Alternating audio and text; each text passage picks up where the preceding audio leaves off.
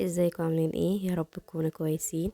ان شاء الله النهارده مع بعض هنعمل طريقه بسيطه وسهله للازانيا، وكمان هتحبوها قوي. بس اهم حاجه، لو اول مره تشوفيني انا نورة جمال، ويا ريت ما تنسونيش في اللايك والاشتراك.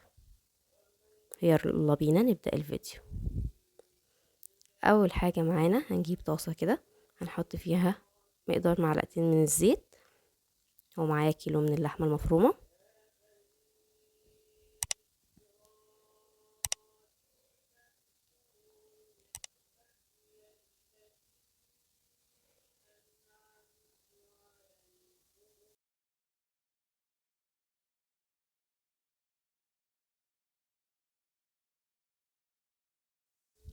هنقلب فيها لحد ما تغير لونها،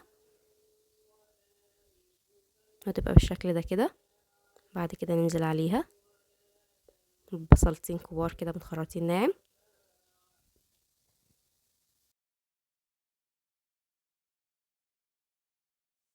وبعد كده ننزل عليها بجزرايه مبشوره، هتدي طعم كويس جدا.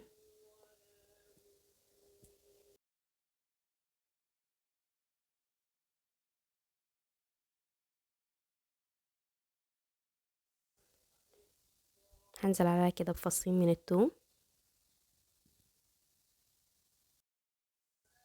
هنقلبها كويس.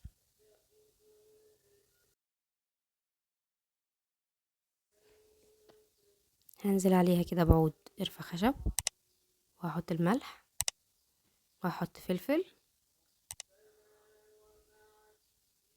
وهحط عود روزماري كده فريش لو مش عندك عادي،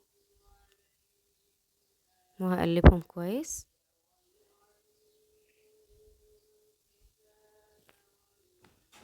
بعد كده انزل بالعصير الطماطم،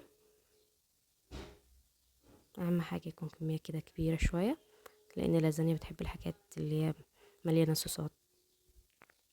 اهم حاجه ما تكتريش في الميه وما تكتريش في الحاجات دي، لان الصوص فيها احسن يعني.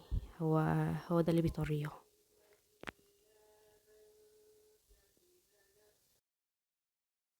هنزل عليها كده كوبايتين من الميه عشان اللحمه تستوي كويس.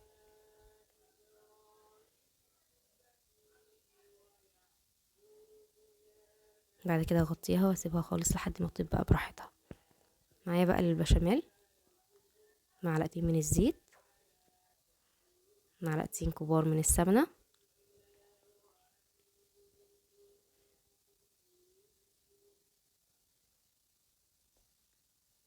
بعد كده معايا كوبايه من الدقيق. هقلبهم كويس لحد ما يتحمروا كده وتبقى باللون الذهبي ده.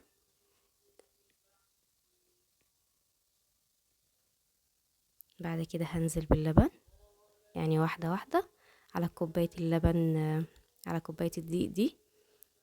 حطيت 2 كيلو من اللبن، يعني 9 كوبايات لبن. بعد كده هقلبهم كويس لحد ما يتقل معايا، ما يا ريت ما نسيبهوش عشان ما يتكتلش كده في بعضه.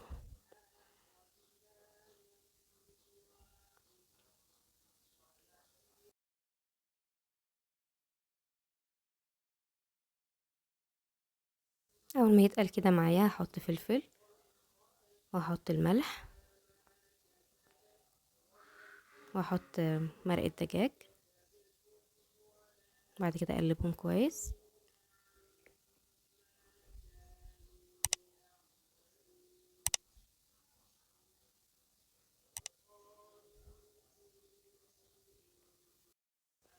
هو ده القوام بتاعه، يعني مش ماسك، مش زي بتاع البشاميل، لا.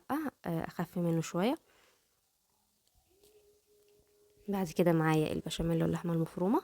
لو تشوفوا اللحمه المفرومه كلها صوصات، ما فيهاش ميه، ما فيهاش اي حاجه، ومش مش صعبه ومش مستاهله حاجه يعني.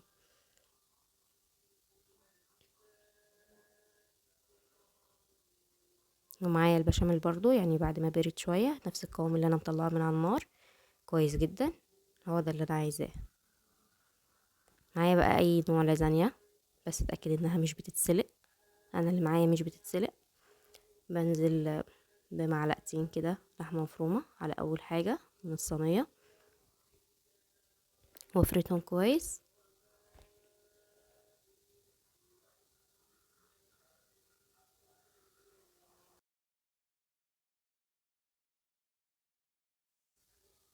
بعد كده بحط اللازانيا.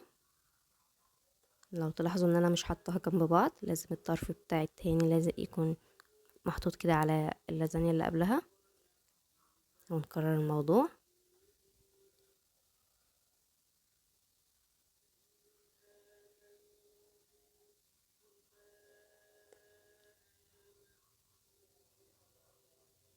انا لقيت الشريحة دي كبيرة فكسرتها عادي على قد الصينية بتاعتك. بعد كده انزل بمعلقتين كمان من اللحمة المفرومة. بعد كده بقى بحط معلقتين حلوين كده من البشاميل.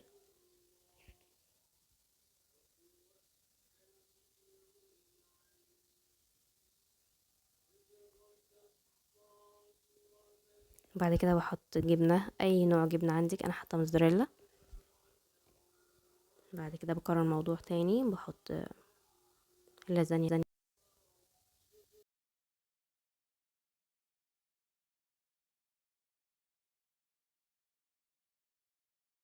بكرر الموضوع تاني، بحط لحمة مفرومة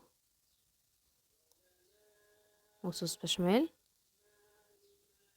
اهم حاجة الصينية بتاعتك ما تاخدش اكتر من 8 رقات، علشان تبقى، لانها بتنفش كده في الفرن معاكي.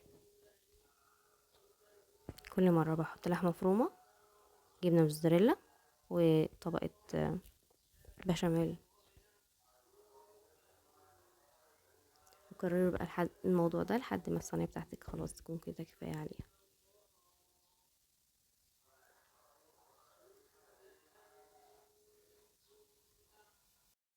بعد كده بقى في الوش الاخير بنحط لحمة مفرومة، وبنكتر كده في البشاميل اللي معانا،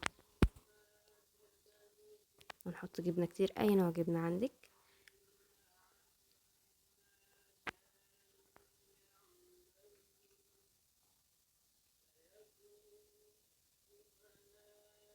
بعد كده لازم اغطيها بسيلفر، بس اهم حاجة يكون بعيد عن الصينية، ما يكونش لازق فيها كده،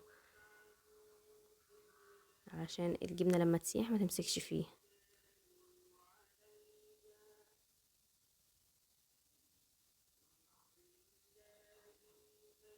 بعد كده بدخلها الفرن على درجة نار متوسطة لمدة 45 دقيقة. وبعد كده بتطلع بالشكل ده. السكينة بتنزل فيها بكل بساطة خالص. يعني ما ينفعش تقطع على ما تبرد كده شوية، يعني علشان تبقى احسن ليها يعني.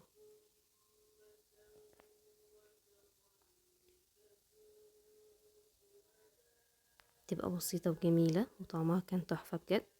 اهم حاجة تمشي على الخطوة دي، وانت لو اول مرة تعمليها صدقيني هتطلع معاكي جميلة جدا، ومش هتندمي ان انت مشيتي بالطريقة دي. اهم حاجة لو عجبك الفيديو ما تنسينيش في اللايك والاشتراك، ولو عندك تعليق يا ريت تكتبي لي في التعليقات تحت.